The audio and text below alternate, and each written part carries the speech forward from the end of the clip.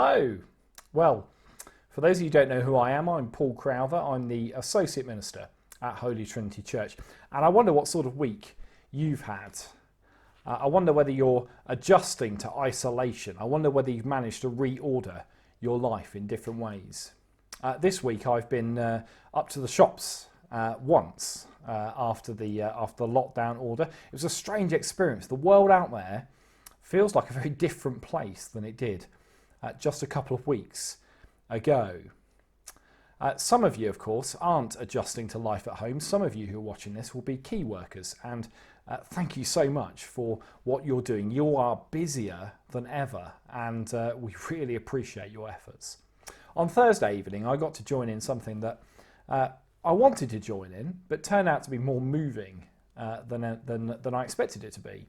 So on Thursday night at 8 o'clock, my wife and myself and my eldest child went out onto our doorstep along with other neighbours who'd chosen to do the same thing, and we stood there and we applauded. We clapped our hands together for a good few minutes to thank the NHS and all those in caring professions who are working hard to look after people and to fight this virus for us.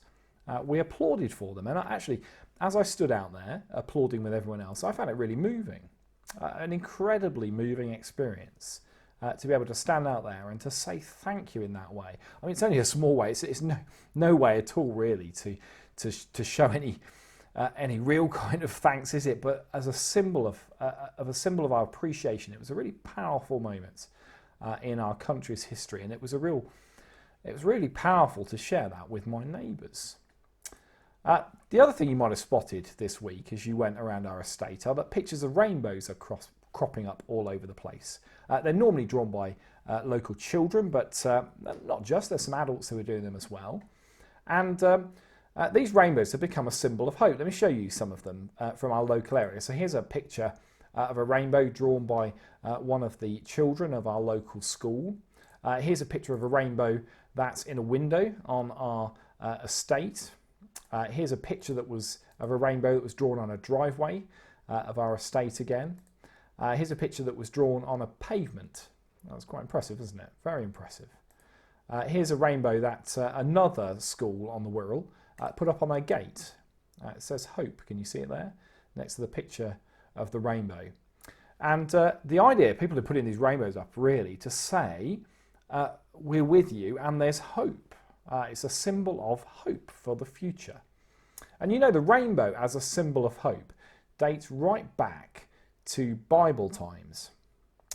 You see, all the way back at the start of the Bible, in the book of Genesis, just after the flood, you probably know that famous story with Noah and the ark. Well, after the flood comes, we get this verse. It's a quote from God himself, and it says this: "Whenever the rainbow appears in the clouds, I will see it and remember the everlasting covenant between God and all the living creatures of every kind on the earth." So God uses the rainbow as this symbol that he's going to keep an everlasting promise. That's what the word covenant means. An everlasting promise. He's never going to flood the earth again. And when we look up and see a rainbow, we're meant to remember that it's a symbol of God's promise. It's a symbol of God's hope for us for the future. Now, it's not just rainbows that appear in the Bible. There's clapping in the Bible as well. In a piece of poetry, in a book called Psalms. And remember, this is poetry. It's not meant to be taken literally. It says this: "Let the rivers clap their hands. Let the mountains sing together for joy." There's imagery being used here, a poetic imagery, of the whole of creation clapping their hands together, the whole of creation singing for joy. And that psalm tells us that creation is singing because God has come and made his salvation known.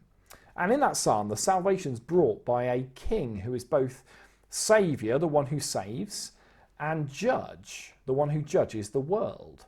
And so it says, let everything sing before the Lord, for he comes to judge the earth. And it says the same Lord is the one who brings salvation. Now, those psalms were written about 1,000 years before anyone knew the name of the king. But then the king comes, and that king turns out to be Jesus. And just as we have a rainbow at the start of the Bible, so we have one at the end again. And again, it's a piece of poetry. It's a way of describing Jesus on the throne in heaven. And when you get to the book of Revelation, you find that when you read about Jesus' throne, it's described in this way. In Revelation 4 verse 3, we're told that a rainbow that shone like an emerald encircled the throne. Again, this is not necessarily meant to be taken literally. It's a picture of something that's true. And God puts the rainbow around Jesus' throne to show that Jesus is the one who's going to keep God's promise. Jesus is the one who brings us God's hope. Jesus is the one who God has chosen to judge us, but also to save us. And when Jesus, the one who came to save us, sat on the throne, having kept God's promises, there was a king who reigned, who both saves and is the judge too. A person in our church family who I love very much, called Ruth, reminded me of a chorus she used to sing when she was a child. It goes, "When you see a rainbow, remember God is love." I'd love to try and sing you it, but I'm awful at singing. Do look it up though, or phone Ruth and she will sing it down the phone to you, I'm sure. Wonder if some of you know it as well. When you see a rainbow, remember God is love. So, this week, do you know what? More than anything, I'm thankful. I am thankful for the NHS. I'm thankful for all of those who are working hard battling this virus, battling to keep people alive. I'm thankful for all the key workers who are going about doing their jobs. I'm so thankful for the shop workers who were in the shop when I went to buy my food.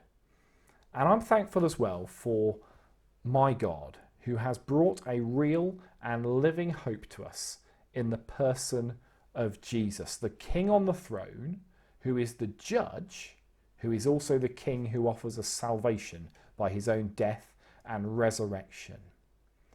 In these dark times, hope is not dead. Let's give thanks for those NHS workers and others who bring us hope. And let's turn and trust in Jesus, who can give you a hope that burns brightly in a dark world. To hear more about the hope that Jesus offers, listen to more of our videos on our YouTube channel. God bless you all.